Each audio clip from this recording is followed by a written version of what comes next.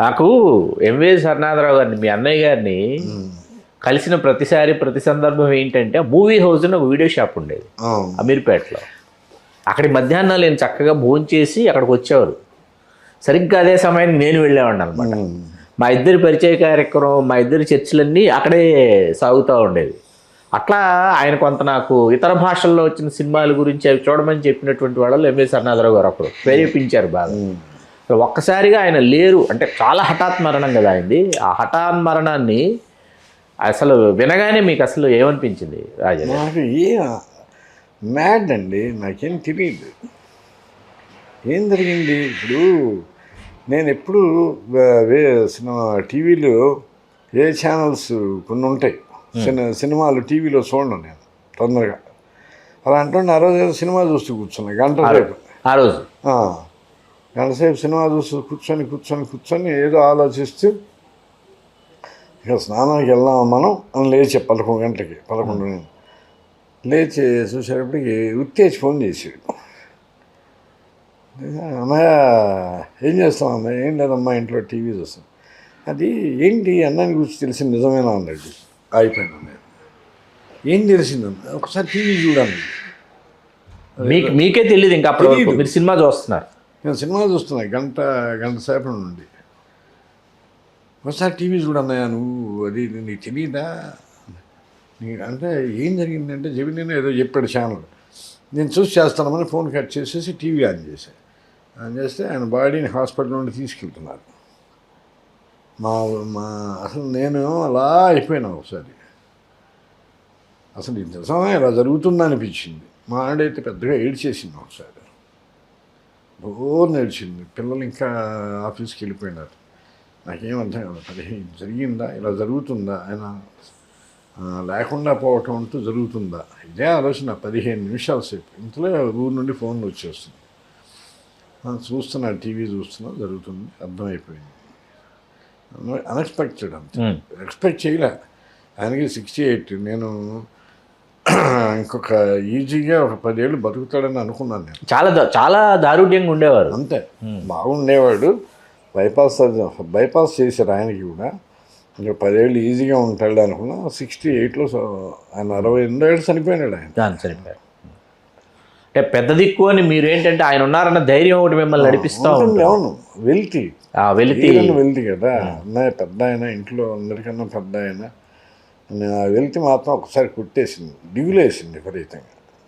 అంటే అవన్నీ మనం ఎలా ఉంటాయంటే ఇక మన ముందు రీల్ తిరుగుతుంటుంది. అవును, చిన్నప్పటి నుండి పెరిగిన విధానాలు. మీకు ఆయనకి 10 సంవత్సరాలు వ్యత్యాసం ఉన్నప్పటికీ వయోరీత్యా. అవును, ఇట్లా ఇంత రూమ్ మాది, మా ఇల్లు, ఒక చిన్న రూమ్, ఒక కిచెన్. ఇందులో సాప్ వేసుకుంటే వరుసంగా పడుకునేవాళ్ళం. మా అమ్మ లాస్ట్లో పడుకునేది కుంతీదేలాగా. మేము 5గురం. మా నాన్నగారు గుంటూరులో ఉండేవాడు. నాన్నగారు ఏం చేసేవారు? నాన్నగారు కోఆపరేటివ్ సేల్స్ సొసైటీలో క్లర్క్. ఆయన ఇది తప్ప నేను చేయలేను అనేటంటే ఆ ఉద్యోగమే చేసుకుంటూ ఉండేవారు. చేశాడు అంతే, అది దాటి చేయలేడు ఆయన. అదొక మైండ్ అలా ఫిక్స్ అయిపోయినాడు. వాళ్ళ ఓనర్ కూడా ఆయన అలా ఫిక్స్ చేసేసి, ప్రెసిడెంట్ అలా ఫిక్స్ చేసి ఆయన కూర్చోబెట్టేస్తాడు. బయటికి వెళ్తే నేను బతకలేను, ఇదే ఉద్యోగం అనేటట్టు తయారైనాడు ఆయన. మా అమ్మగారు లక్కీగా మేము 5గురిలో నేను పుట్టాక ఆవిడ గవర్నమెంట్ ఉద్యోగం వచ్చింది. అది సేవ్ చేసింది 5గురిని. 5గురిని ఆవిడే లాక్కొచ్చింది. మా నాన్నని కూడా వచ్చేసి అట్లా పెరుగుతూ వచ్చాం. అదే రూము, అదే ఇల్లు.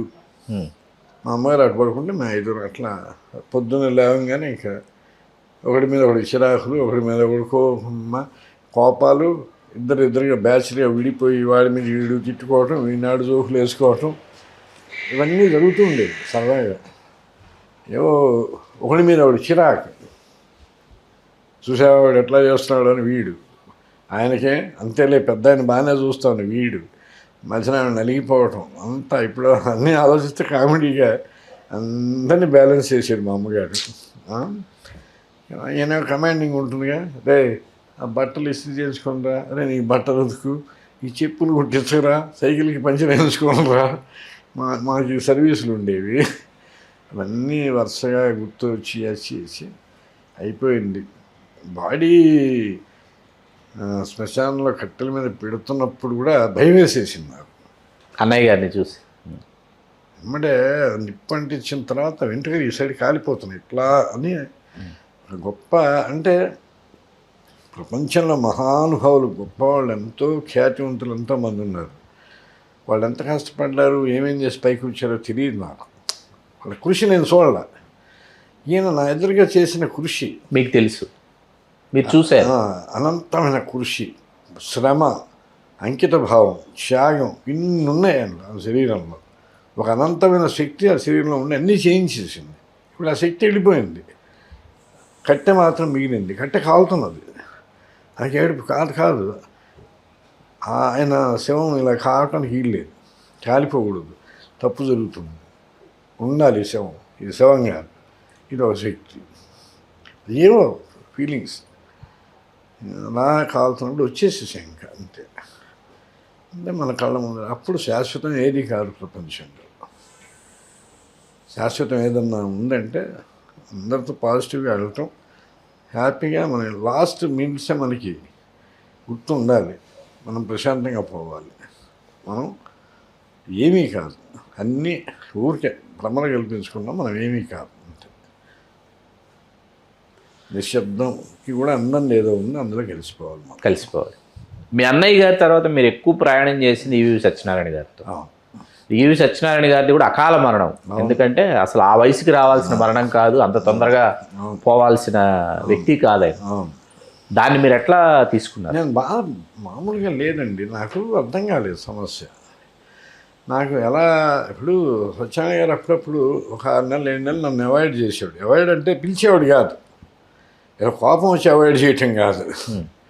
ఒక సినిమాకి ఎవరు రైతులు పెట్టుకొని అక్కడ బాగా జరుగుతుందంటే కంటిన్యూ చేసుకుంటూ వెళ్ళిపోతుండేవాడు. ఒకసారి 6 నెలలు గుర్తొచ్చేవాడిని కాదు తన పనులు. ఒకసారి మళ్ళీ గుర్తొచ్చి మళ్ళీ తీసుకుని 6 నెలలు తండ్రి పెట్టుకునేవాడు. అట్లా ఉండేవాడు.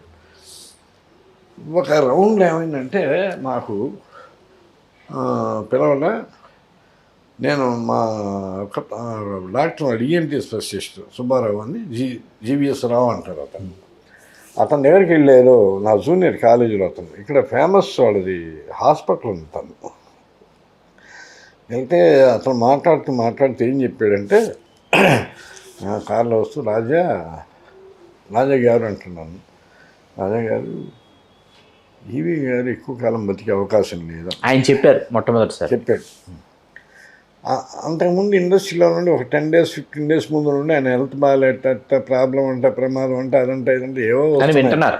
ఇవి కామన్గా వచ్చేవేళ ప్రతిదీ ఏదో చెప్తుంటా అనుకున్నా. కానీ ఇతను చెప్పినప్పుడు అదేంటి రావు అంటే, లేదండి నేను హాస్పిటల్లో డాక్టర్లు కూర్చొని మీటింగ్ వేసుకుంటారు డాక్టర్లు, అవును నేను చూశాను, నేను చార్ట్ అంతా నేను ఉన్న డిస్కషన్లో మందులు వాడితే ఎక్స్టెన్షన్ అవుతుంది తప్ప తొందరలో ప్రాబ్లం ఉందండి, ఆ తొందరలో మనం వింటాం శుభవార్త అన్నాడు.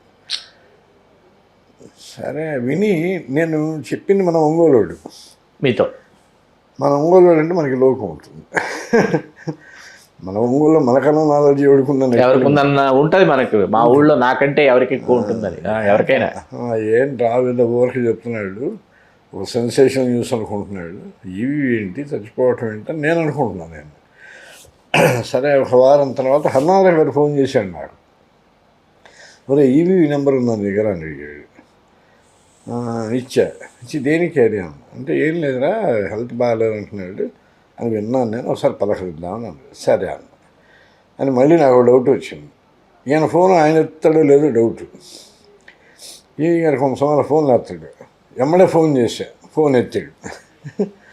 నా నెంబరు స్పీడ్ అయి ఉంటుంది కదా, నా నెంబర్ వేరేది, అది నెంబర్ మారింది, అది మీది కూడా మారింది. అయినా ఎత్తాడు, లిఫ్ట్ చేశాడు. ఎత్తిన తర్వాత ఏమండి నేను రాజాను, ఏంటి నెంబర్ మార్చావు నువ్వు అన్నాడు. అవునన్నా నేను నెంబర్ మార్చాను. సరే మీరు 50 సినిమా తీస్తున్నారు, నేను కంగ్రాట్స్ చెప్తున్నాను. కంగ్రాట్స్ కానీ నువ్వు చేయవుగా మా సినిమాలు అన్నాడు. ఏంటండి నేను చేస్తాను, నేను భలేవాళ్ళు ఏంటి అన్నమాట అంటారు. తప్పకుండా మీరు ఆర్డర్ పంపించండి, నేను డైలాగ్ రాసేస్తాను. అన్నీ ఫిక్స్ అయినాయి రాజా, అన్నీ ఫిక్స్ అయినా సరే నేను రాస్తానండి. ప్రొడ్యూసర్స్ కూడా బడ్జెట్లో ఉన్నారు, అమౌంట్స్ విషయంలో కూడా పెద్ద ఎక్స్పెక్ట్ చేయకూడదు అన్నాడు. నేను మనసులో అనుకున్నానంటే పని చేయాలి అంతే, అని నిర్ణయించుకున్నారు. నేను లాస్ట్ ఫిల్మ్స్ జరుగుతున్నాయి, మనం చెయ్యాలి, నేను ఉండాలి రికార్డులో అని. అదేం ఆలోచించొద్దండి, ఆ ఫైల్ ఇస్తే ఇది సరిపోతుంది. ఫస్ట్ ఇదంతా జరగల. ఫస్ట్ నువ్వు చేయలేదంటే నేను చేస్తానని ఇట్లా హర్నారావు గారు ఫోన్ చేస్తాడు. మీరు కనుక ఎత్తకపోతే సాటి రైటర్గా ఆయన కావాలని రాంగ్ నెంబర్ ఇచ్చాను అనుకుంటాడు అని ముందుగా మీరు వార్న్ చేశారు. అంటే అని నేను మాట్లాడతాలే రాజా అది అన్నాడు. అయిపోయింది, అది మాట్లాడుకున్నారు. అలా వచ్చాక తర్వాత మళ్ళీ నేను ఫోన్ చేసి మాట్లాడారు అని అప్పుడు మాట్లాడుకుని చేయమని. సరే బురుడి కత్తికాంతారావు నేను అడిగాను, ఇవన్నీ నేను రాస్తాను. బురుడి అయిపోయింది.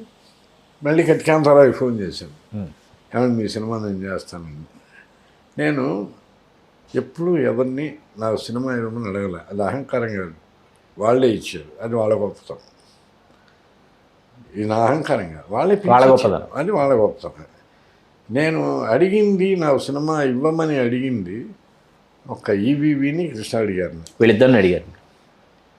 ఇవ్వని సార్ నా సినిమా ఎప్పుడు ఇస్తానని అడగటం అనేది చాలా తక్కువ. ఇంకోసారి ఒకళ్ళని అడిగాను ఉండి, ఒక ఆయన అడిగా, ఒక్క సినిమా చేయాలి సార్ మీతో అన్న. ఆ సినిమా చేసిన తర్వాత ఒక్క సినిమా చాలు సార్ అన్న. ఎవరు సార్? రేవరాజ పినిశెట్టి గారు. ఏ సినిమా అది? అదే శుభకార్యం అని. అవును, అసలు గుర్తు కూడా రాదు ఎవరికి. అదే నాకే గుర్తు, లేట్ అయింది. అసలు రవిరాజ గారితో ఎందుకు ఏమైంది అసలు? ఏం లేదు, ప్రత్యేక కారణం లేవు, చాలు ఒక్క సినిమా అనిపించాం. అంటే తృప్తి ఎందుకు కలుగుతుంది చెప్పలేం కదా, ఎందుకైనా కలగచ్చు తృప్తి. సరే వీళ్ళిద్దరిని నేను అడిగాను, నా సినిమా చేయాలి. కృష్ణారెడ్డి గారిని అడిగాను, ఈవీవిని కూడా లాస్ట్లో అడిగాను. ఈ 2 సినిమాలే. ఆ 2 సినిమాలు చేస్తున్నంతసేపు నాకు అతని మాటలు గుర్తొస్తున్నాయి, మా రావు చెప్పినవి, డాక్టర్ రావు గారు చెప్పిన మాట. అసలు వీళ్ళందరికన్నా ముందు నాకు తెలుసు ఈవీ గారు తొందరలో మిస్ అయిపోతున్నాం, మనం ఉండరు, ఎక్కువ కాలం ఉండరు. అతను చెప్పింది కూడా ఎక్స్టెన్షన్ చేయొచ్చు మందులతో చెప్పాడు. జరిగింది. ఒక ఆర్టిస్ట్ ఎవరు తను కూడా అన్నాడంట, సత్యనారాయణ గారు, నా ఏదో చలపతి గారు అనుకుంటున్నాను నేను. రాజా ఫోన్ చేసి అడుగుతున్నాడు, నేను మీ సినిమా చేయాల్సిందే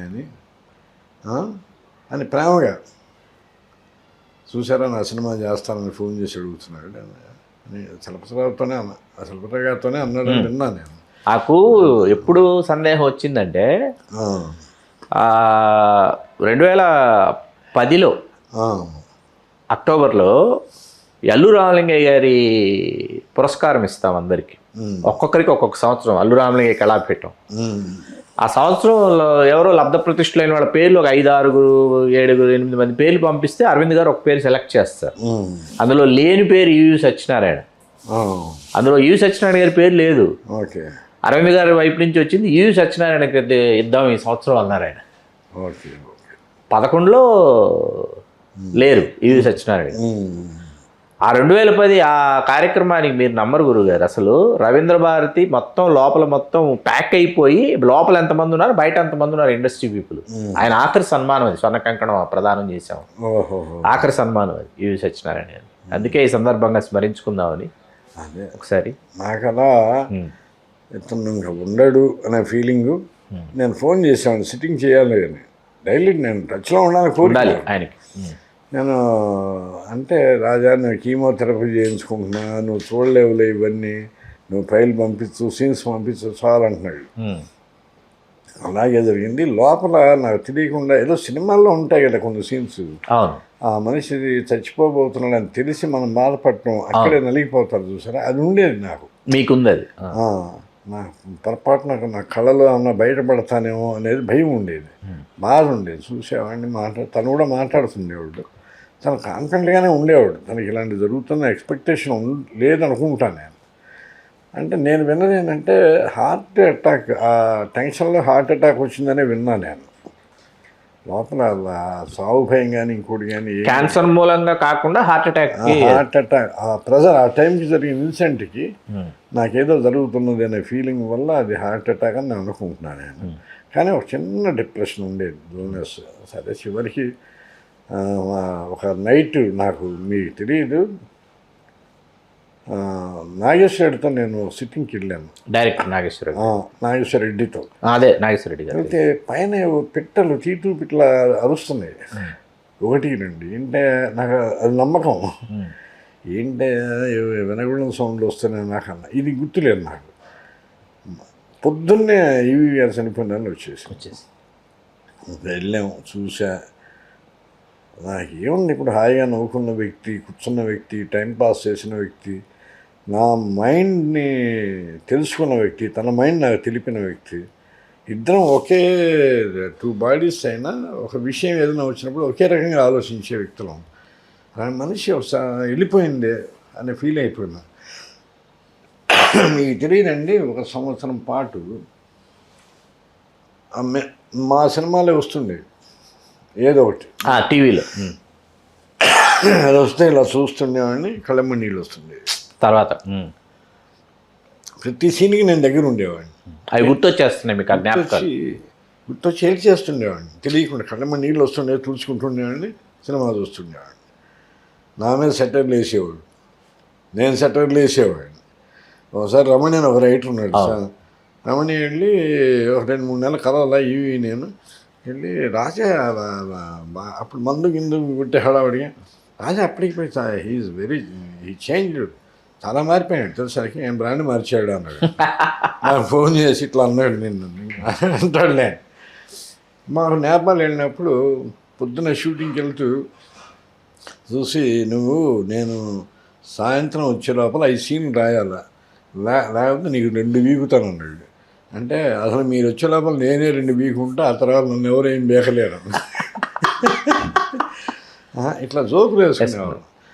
ఏంటంటే ఆయన నా మీద వేసిన జోకు నేను అందరికీ చెప్పేవాడు, నేను ఆయన మీద వేసిన జోకు తను కూడా అందరికీ చెప్పేవాడు. రాజావనుడు తెలిసే అని అట్లా పెట్టి నేను అలిగేవాడు. ఒకసారి నిన్న సిట్టింగ్ అంటే నేను వెళ్ళగానే ఏం తినేటి సీన్స్ చూసుకుంటుండేవాడు, కూర్చునేవాడిని. అందంగానే ఉంటారు కానీ నవ్వితే మొహం ఎందుకు అట్లా అవసరం ఈ సీన్లో పెట్టుకోవాలంటే మనకి వెళ్ళి బాగా నవ్వేవాడు. ప్రస్తుతం ఏం చేస్తున్నారు మరుధూరి రాజా గారు? ప్రస్తుతం వ్యాపకం ఏంటి? రాస్తున్నారా? ఉచిత వైద్యాలు ఇంకా చేస్తున్నారా? ఉచిత వైద్యాలు మానేశారు. ఉచిత వైద్యాలు మానేశాను. అంటే నేను గత కొన్ని ఇంటర్వ్యూల నుండి చెప్పుకుంటూ వస్తున్నాను. నేను గత 6 నెలల్లో 3 ఇంటర్వ్యూల్లో ఇదే ప్రశ్న వచ్చినప్పుడు పలానా చేయబోతున్నా అని చెప్తున్నా, కానీ అది జరగట్లేదు. కాబట్టి ఇప్పుడు ఈసారి అది జరిగిన తర్వాత నేనే మీకు ఫోన్ చేసి నేను ఇవి చేస్తున్నాను, నేనే మీకు ఇంటర్వ్యూ ఇస్తాను. అద్భుతం గురువు గారు, నిజంగా. ఆ మధ్య సాయినాథ్ గారికి ఫోన్ చేశాను, ఆయన చేశారు నాకు. ఏం గురుగారు ఏం చేస్తున్నారంటే, ప్రతోడు కథ వినిపిస్తానంటున్నాడు అన్నారు. మరి మీరేం చెప్పారంటే, కథ వినాలంటే 15,000 తీసుకుంటానని చెప్తున్నాను, ఇంకా అప్పటి నుంచి ఎవరు ఫోన్ చేయటం లేదు. అది మంచి పద్ధతి. అది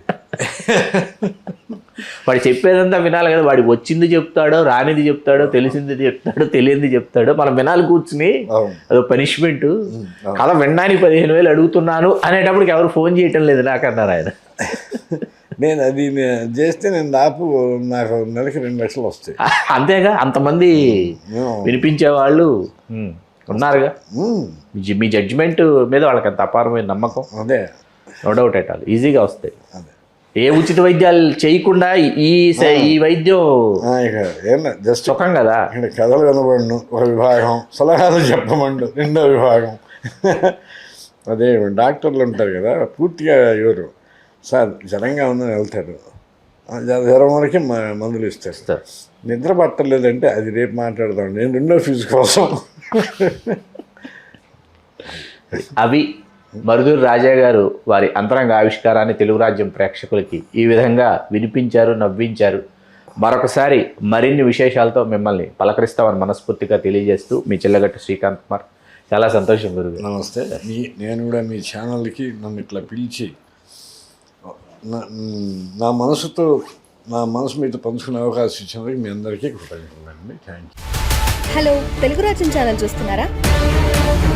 సామాజిక, రాజకీయ, జీవన చిత్రణే తెలుగు రాజ్యం. అతిశయోక్తులు, అసత్యాలు ఉండవు. రాజకీయ కోణం కాదు, ప్రజా కోణమే కొలబద్ద. తెలుగు రాజ్యం వీక్షణ మీ ఉత్తమ అభిరుచికి నిదర్శనం.